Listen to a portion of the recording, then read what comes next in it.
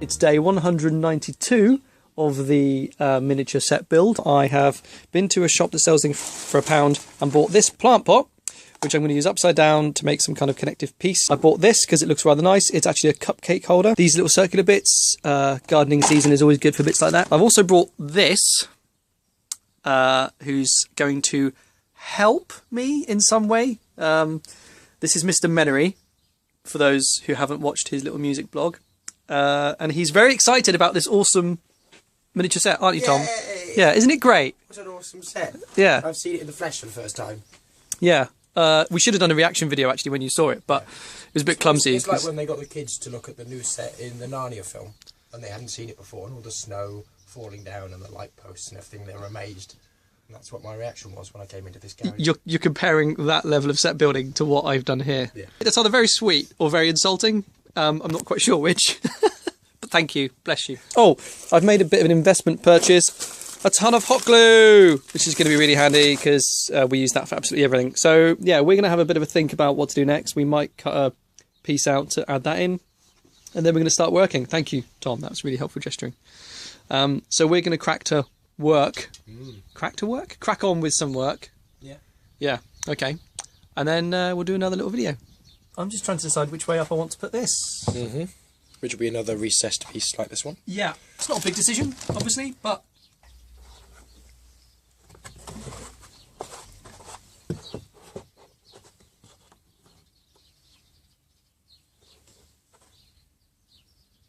I'm in a quandary. Yeah, well, it's because it's going to be... it's a really simple quandary, really, for anyone that probably knows what they're doing. But for me, it's rather difficult. It's because this is going to be reflected, so I can't just put this on here and draw around it, because it's going to actually be the other way around. If it's a simple rectangle, it's fine, but it has this little outcrop. And we want to keep some space here for the people to sit. So not too much gubbins in this point. Yeah, well, because this is recessed, I'm not worried too much, because they won't hit their backs on it.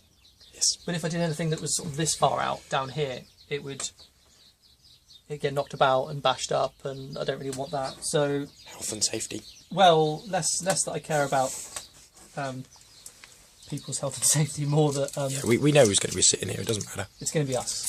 It's not really going to be anyone else. Well, actually, if we're very lucky and we get the awesome people we want to be involved, we might have some brilliant people.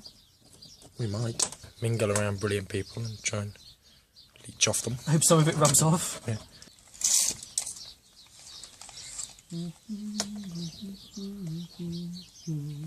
Just going to wander across the gubbins. You're just going to have a look at some of the gubbins, are you? Yeah. Are you going to try to identify some of the gubbins?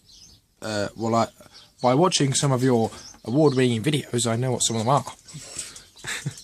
Rule plug. Did you not know a rule plug before you watched my video? Have I educated you with that? No, Is that what you're trying to say? Oh, that's a printer cartridge from a brand that we can't name. Yeah. First shot of Star Wars, I suppose, couldn't it? If Star Wars was made for The bottom of a... less than £100. Yeah.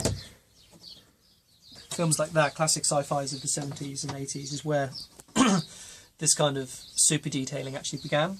They used to kit bash, and basically they'd buy up model kits of... Would you look at that? Of certain things. So I believe there was commonly used was a aircraft carrier,